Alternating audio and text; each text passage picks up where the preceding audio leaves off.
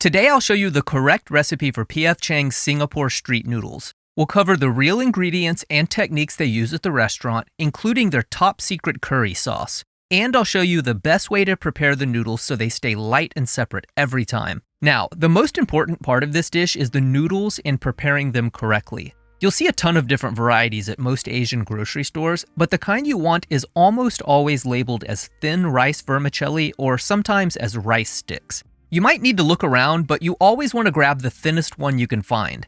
They'll be slightly thinner than angel hair pasta. You want to look for noodles that aren't compressed and condensed like these because it usually causes issues with them clumping together. Try to grab ones that are more loosely packed. Also, make sure not to get mung bean thread noodles or glass noodles. They'll look similar to rice vermicelli, but they won't work well for this dish. This is the brand I use at home and that I've always had the best success with. To prepare the noodles, you'll see tons of different methods online, and they all work well to varying degrees. Some will tell you to boil the noodles for a minute or so and then rinse them under cold water. Others advise you to soak the noodles in boiling water off the heat for several minutes. But the problem with boiling noodles as thin as rice vermicelli is that the window between properly cooked noodles and mushy overcooked ones is razor thin. And if you get it wrong, they'll either break apart or clump together. A much better way to hydrate the noodles is to soak them in room temperature water for about half an hour. Here I've got 4 ounces of dried noodles, and this will double in weight to about 8 ounces, which is what we'll need for this recipe. Every brand is different, so you'll have to experiment with whichever one you get. But roughly 30 minutes seems to be the sweet spot for properly hydrated noodles. You'll know they're ready when you can pick them up like this, and you can see they're largely translucent. After the soak, drain the noodles and dry them off to the best of your ability with some kitchen towels. Drying the noodles is another key to stop them from overcooking when we stir fry later. If you use noodles that are super wet, it creates steam in the wok, which overcooks the noodles and turns them into mush. So get them as dry as you can. After they're dry, either snip or tear them into smaller pieces. If you see any that are clumped together, separate them as best as you can. Rice vermicelli is notoriously difficult to work with because it has a tendency to clump together.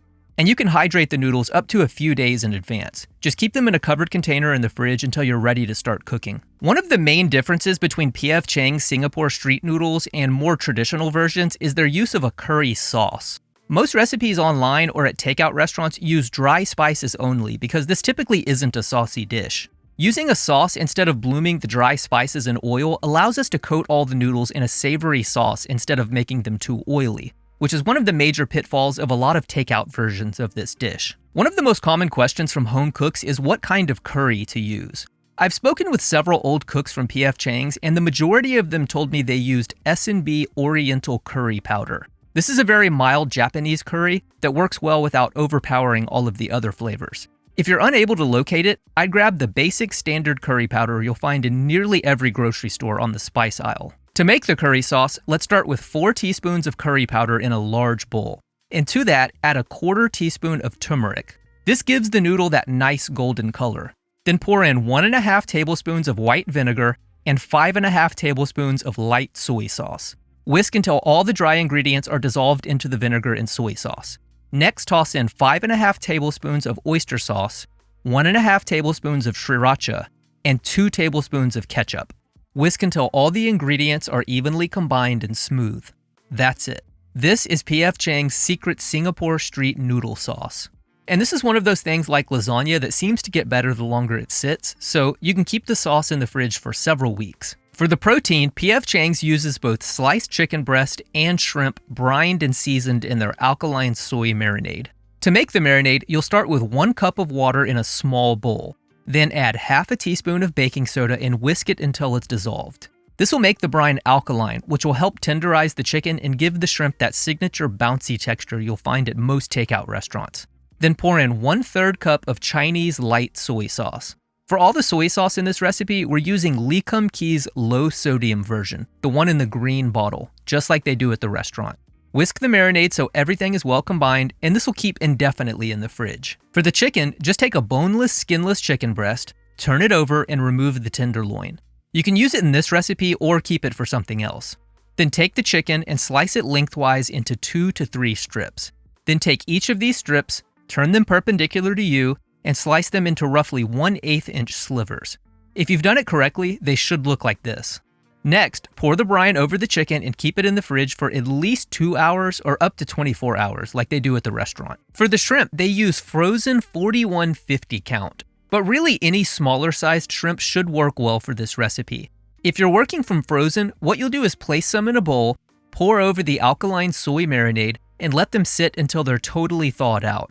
While the shrimp are defrosting, the brine will season them and they'll be ready by the time they reach room temperature, which usually takes 30 minutes to an hour, or a few hours in the fridge. After you've brined the chicken and shrimp, drain them from the marinade and pat them dry with paper towels. You can prepare both a few days in advance and keep them in the fridge. You'll only need 3 ounces of each for every serving of this dish, so you can use the remainder for stir fries or whatever you want. And the last 2 things we'll need before we start cooking are P.F. Chang's cabbage mix and the rehydrated garlic. For the cabbage mix, it's just 4 parts finely shredded green cabbage, 4 parts finely shredded red cabbage, and 1 part finely shredded carrots. Just toss them all together until they're mixed well, and you can store this in the fridge for a couple of days or until you're ready to use it. The very last thing we'll need to do before cooking is to rehydrate the garlic. P.F. Chang's uses dehydrated minced garlic for most of their stir-fry dishes. You'll find this on the spice aisle, and it'll come in little containers like this. To rehydrate it, you'll just pour over some warm water and let it sit for about 20 to 30 minutes. Then drain and squeeze the garlic of any excess liquid before using. You can prepare this a few days in advance and keep it in the fridge. You can also use it for anything you'd use fresh garlic for. To start the cooking, we'll begin by heating some neutral oil in a large pot or a wok to 300 degrees Fahrenheit. When you're up to temp, drop in 3 ounces of the marinated chicken slices. You'll fry this until it's about halfway done, usually about 60 to 90 seconds, making sure to agitate the pieces so they don't clump together. When the chicken is about 50% done, toss in 3 ounces of the brined shrimp and finish cooking both for about 1 to 2 minutes more, or just until the shrimp are done. Then remove the protein from the oil, drain well, and set them both aside. Conversely, if you don't want to go through all the hassle of deep frying at home, you can also stir fry both the chicken and shrimp in a bit of oil, and this is fine and probably a lot easier. But they do deep fry both at the restaurant because it's quicker to prepare in advance, and I wanted to show you the official way. When you're ready to do the final cooking, it's essential to have everything ready to go.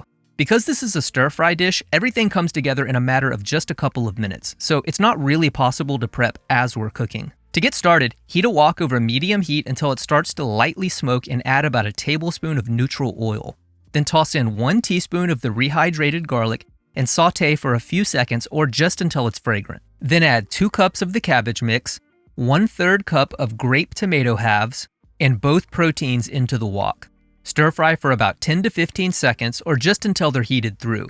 Next, toss in 8 ounces of the hydrated rice vermicelli noodles and 6 tablespoons of the curry sauce. Toss well, making sure all the noodles are completely covered in the sauce and you see no large white noodles remaining. And you'll probably want to take your time with this using tongs because thin rice noodles are notoriously difficult to work with. If you notice anything is sticking, lower the heat. After the noodles are sauced, toss in half a cup of green onion sticks and a 1/4 cup of cilantro and work them into the noodles for about 15 to 20 seconds. When everything looks evenly distributed, kill the heat and drizzle in 1 teaspoon of toasted sesame oil and briefly toss it into the noodles. To serve, pile the noodles on a plate and garnish with a handful of fried shallots and a wedge of lime. And this is it. This is P.F. Chang's Singapore street noodles. Now, let's give it a taste test and see how it turned out.